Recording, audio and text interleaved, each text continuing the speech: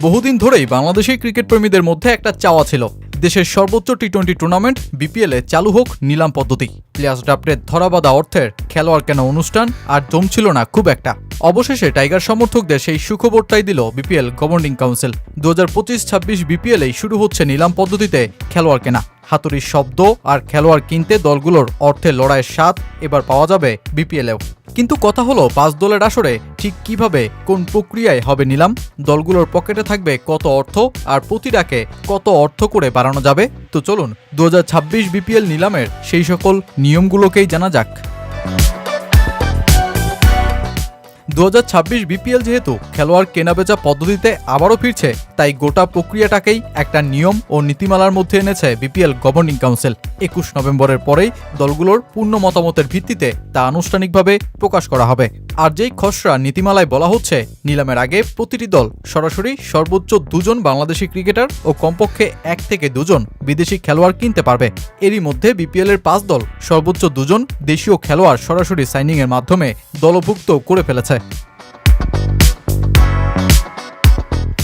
BPL 2026-এর নিলাম হবে 2 ধাপে। প্রথম ধাপের স্থানীয় ক্রিকেটারদের নিলামে ক্যাটাগরি থাকবে 6টি, আর দ্বিতীয় ধাপে বিদেশি ক্রিকেটারদের নিলামে ক্যাটাগরি থাকবে 5টি। নিলাম থেকে অন্তত 13 জন স্থানীয় খেলোয়াড় নেওয়া বাধ্যতামূলক, আর নিলামের বাইরে সাইন করানো যাবে সর্বোচ্চ 2 জন স্থানীয় খেলোয়াড়কে। প্রতিটি দল সর্বোচ্চ 16 জন স্থানীয় ক্রিকেটার নিবন্ধন করতে পারবে। আর স্থানীয় ক্রিকেটার কিনতে দলগুলোর নিলাম টেবিলে বাজেট থাকবে সর্বোচ্চ 4,50,00,000 টাকা। এর মধ্যে সরাসরি সাইনিং করা ক্রিকেটারের পারিশ্রমিক অন্তর্ভুক্ত থাকবে না। স্থানীয় ক্রিকেটারদের সর্বোচ্চ এ ক্যাটাগরির ভিত্তিমূল্য 50 লাখ টাকা। এরপর প্রতি ডাকে বাড়বে 5 লাখ টাকা করে। বি ক্যাটাগরির ভিত্তিমূল্য 35 লাখ, যেখানে প্রতি ডাকে বাড়বে 3 লাখ টাকা করে। আর সর্বশেষ এফ ক্যাটাগরির 11 লাখ টাকার ভিত্তিমূল্যে প্রতি ডাকে বাড়বে 20,000 টাকা। এবারের বিপিএলে প্রতিটি দলকেই অন্তত 2 জন এবং সর্বোচ্চ 4 জন বিদেশি ক্রিকেটারকে একাদশে রাখতেই হবে। সেক্ষেত্রে প্রতিটি নিলামের আগে দলগুলো যত ইচ্ছে বিদেশি ক্রিকেটারকে নিবন্ধন করতে পারবে, তবে নিলাম থেকে অন্তত 2 জন বিদেশি খেলোয়াড়কে কিনতেই হবে। নিলামের আগে অন্তত 1 থেকে 2 জন বিদেশি ক্রিকেটারকে সরাসরি সাইনিং করানো যাবে। নিলামে বিদেশি ক্রিকেটারদের ক্যাটাগরি থাকছে মোট 5টি। এ ক্যাটাগরির ভিত্তিমূল্য $35,000 আর প্রতি ডাকে বাড়বে $5,000 করে। দ্বিতীয় ক্যাটাগরি বি এর ভিত্তিমূল্য ধরা হয়েছে $25,000, প্রতি ডাকে বাড়বে $3,000। বিদেশি ক্রিকেটার কেনার জন্য প্রতিটি দলের ফান্ডে থাকবে $3,35,000, যার মধ্যে অবশ্য সরাসরি সাইনিং করা ক্রিকেটারের পারিশ্রমিকও অন্তর্ভুক্ত থাকবে।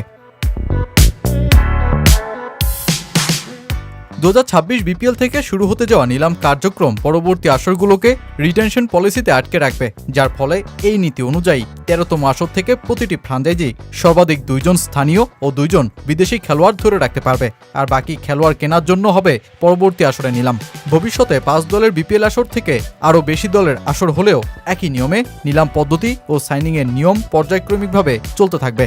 খেলোয়াড়দের অর্থ পরিশোধেও কঠোর হচ্ছে বিসিবি। চুক্তি স্বাক্ষরের সময়ই 25% অর্থ, দলের শেষ লিগ ম্যাচের আগে 55% আর টুর্নামেন্ট শেষে 30 দিনের মধ্যে বাকি 25% অর্থ পরিশোধ করতে হবে।